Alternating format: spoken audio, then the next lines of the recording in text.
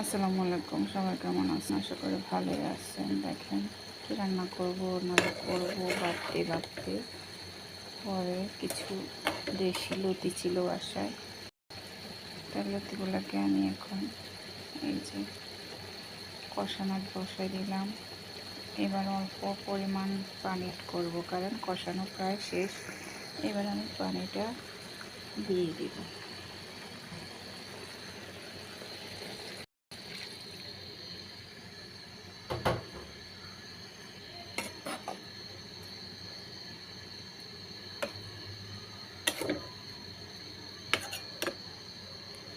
এতে তো পানি বেশি দিলাম না, অল্প দিলাম, হয়ে যাবে।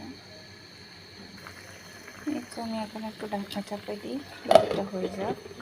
পানি তো বেশি দিলাম না।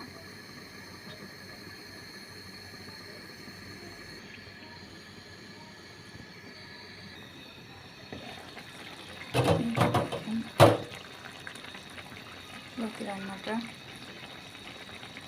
পারফেক্টভাবে হয়ে গেল। মাছও বেশি দিইনি, লতিও যেহেতু কম, তার জন্য মাছও তেমন একটা না, মাথা আর এক পিস আর লেজ। আপনারা চাইলে এভাবে শর্টকাট করে আসলে রান্না শেষ করতে পারে, আমার মতো ফাঁকিবাজি রান্নাগুলো।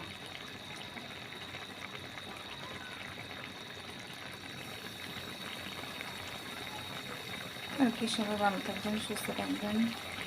আল্লাহ হাফেজ।